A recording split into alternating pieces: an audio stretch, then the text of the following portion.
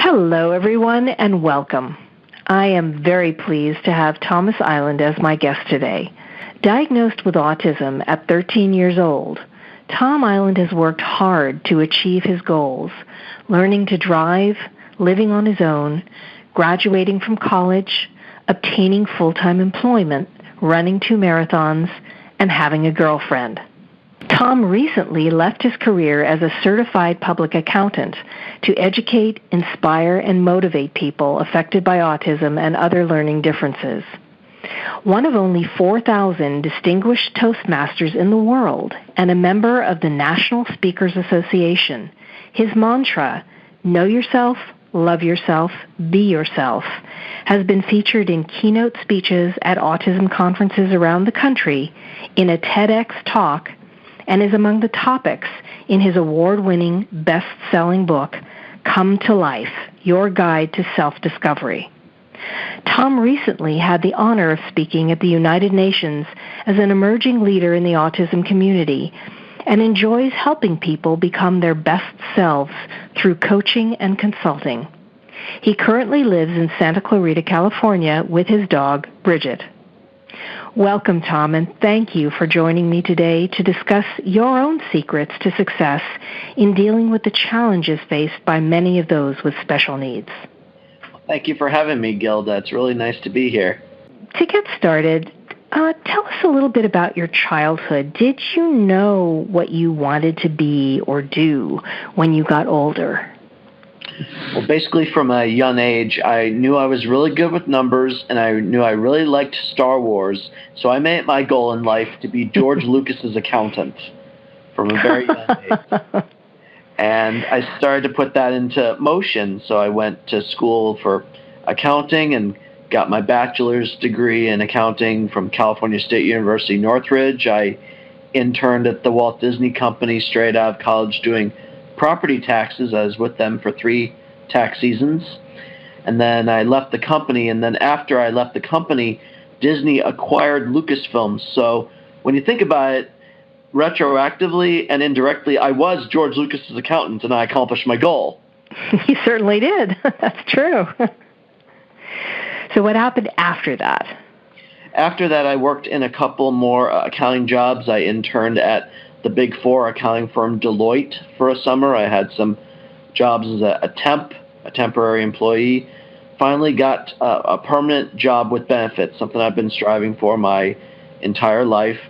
But by that point, I realized just how unhappy I was to get to that point. And I didn't like sitting at a desk all day crunching numbers. I felt like I was meant for something bigger and greater than myself. And on the side, I'd been doing speeches telling my story to high school students, to police officers, to regional center administrators, and I felt really good when I did that.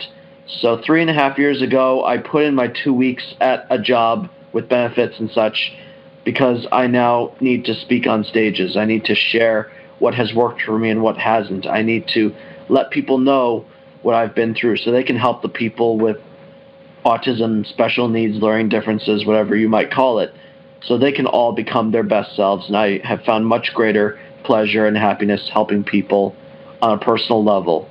And that's what I've committed my life to. That is a really nice story, actually. What are some of the biggest lessons that you feel you learned from that experience and along the way? Well, I learned along the way that some of the biggest lessons I've learned have to do with how much power I really have, and also that my diagnosis does not have to disempower me. In many ways, my diagnosis gives me powers, gives me strength and determination, and also being a fan of Batman. I call it my Batman mentality. When I have a lot of persistence, when I'm very driven and very disciplined, I want to see things through and find a way no matter what. So that's something I think is one of the greatest lessons I convey to others. Also, the idea of realizing that I cannot use my diagnosis as a crutch or an excuse. Yes, it can be an explanation, or for instance, I don't always know the social norms or pick up on social cues, so I can say, I have a condition that I am not really good at picking up on cues or knowing the context of the situation. I was wondering if you could fill me in, please. So being able to advocate for myself and ask for what I wanted, because for a good part of my childhood, I was kind of along for the ride, didn't really care where I was going, just wanted to get there. But as I grew older, I realized that life is not going to come to me. It's up to me to come to life. That I have to go out there and make things happen. I have to ask for what I want. I have to really shoot for my goals and see them through all the way to the end. And when I accomplish them, I'll find a new goal to make or one-up myself. Find a way to be my best self at all times, better than the person I was yesterday, and not compare myself to others or even care about what other people think. So those are just some of the lessons that I've learned over the years that I convey to this day. Well, it sounds like you've been pretty successful in reaching a lot of those goals that you set for yourself. What would you consider to be your secrets to achieving that success and being able to meet those goals that you set for yourself? And my mother first asked me this question when we were sitting down to write our first book together. After I left accounting, we decided to write a book together. And she asked me, what are my secrets to success? What do I want my peers and the allies of my peers, the parents, the teachers, the therapists, what should they know? My secrets are: know yourself, love yourself, be yourself. It's a mantra that I created. Know yourself, love yourself, be yourself. And it's the foundation of discovering who you are, what you want, and how you can become your best self. So this is something I think really people with and without autism or other special needs need to know. Because when we go on that journey of what's called self-discovery, you look within and answer those questions, and sometimes the most basic questions can be the most difficult to answer. But who am I? What do I want? What's missing in my life? Where do I want to be? Those are all questions that we need to really address. And my secrets to success lie in helping people find those answers to the questions. And it does start with knowing about your diagnosis, accepting it's part of you, but it's not all of you, and that you can still live a life that is true and authentic to you, i.e. be yourself, while still being open to what others have to say, and you have the final decision. Well, that's sound advice for anyone, Tom. Just as you said, excellent advice.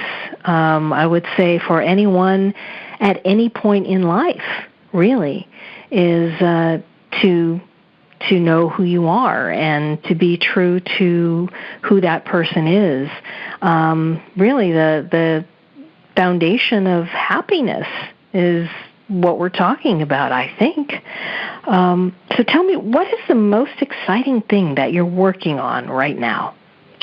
The most exciting thing I'm working on right now is I'm part of a not-for-profit organization called Toastmasters International.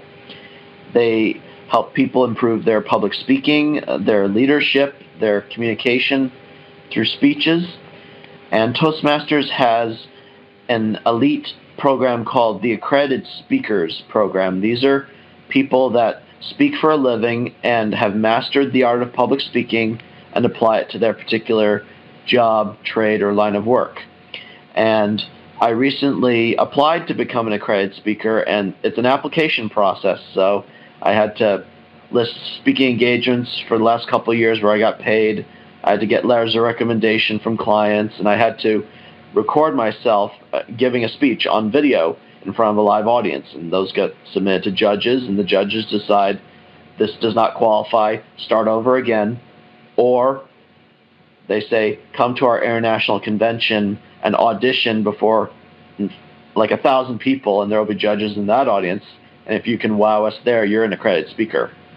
So just a few months ago, I got the latter. I am going to the international convention in Denver in 2 months, and I'm going to audition. And if I succeed, I become the first ever Toastmasters accredited speaker with autism. And this is exciting because autism is a social communication disorder, and speech delivery is about mastering socializing and communicating. So if I can overcome this hurdle and become one of only 81 accredited speakers in the world, I can only imagine how many doors that's going to open up for a lot of people. Wow, that is amazing. That is very exciting news, Tom. You should be very proud just for having come this far. And my goodness, congratulations. Please, please keep me posted and let me know what happens about that. Sure thing. I will. So tell me, what personal message would you like to send to people with and without autism? If you could tell them anything that you wanted to, what would that be? I would say it's up to you to be what's called the hero in your life. This is going to be the title of my accredited speaker audition speech. Be the hero in your life. Life is going to throw you lots of curveballs. You're going to think about giving up. You're going to face rejection, failure, hardships, not always get what you want. You'll get knocked down. You'll think about quitting. But like Batman did, he always found a way. He didn't give up. He always found a way to get the job done. And that's what I do in my life. I get back up. I reevaluate. I find a way to get what I want and to succeed in what I put my mind and my heart to. So I encourage all of you, again, whether you have autism or not, to think of someone you look up to and be like them. Do what they do. And then before you know it, you can transform into the hero in your life and be on a journey towards awesome. Greatness, awesomeness, wonders, whatever you may use to describe it. You are the hero. When you are the hero in your life, you become your best self. I love what you have to say, Tom. I love your attitude. I think that it is fantastic. And as I said earlier in our conversation, I think it is sound advice for anyone, whether on the spectrum or not, neurotypical or not. Being the hero in your own life is a goal that I think all of us should have and should share. So tell me, what is the best way for our listeners to reach out to you directly if they have questions or if they want to know more, if they want to find out about your book or about where you might be speaking, anything like that? How can they reach you? So you can find me on social media, all the major platforms, Facebook, Twitter, Instagram, LinkedIn, and YouTube under the name Thomas Iland. That's like Rhode Island, but without the S, Iland. I also have a website, Thomas Iland, again, ILAND.com, and you can order my book, Come to Life, through that website. You can see upcoming events, you can see videos of me speaking, and you can reach out to me at tom@thomasisland.com for email. And is there anything else that you would like to add in closing that we haven't covered yet or that I haven't asked? I want to reiterate my book title and why it's so important, because I think with generations like millennials and tech generation, people think that they're entitled to things. People think that they could get a lot by doing very little or nothing at all. Well, I want to remind you that you get out of life what you put into it. If you do nothing, if you put in nothing, you're not going to get anything back. So it's up to you to put in the effort, the resources, the manpower or woman power, and start to really bear the fruit of your labor. And life is not going to come to you. You have to come to life. Well, thank you so much, Tom. Thank you for that, and thank you for taking the time to share your story with me today. You're very welcome. I also want to thank our listeners for spending a part of their day with us. I'm Gilda Evans, reminding you to take care of yourself and that special person in your life.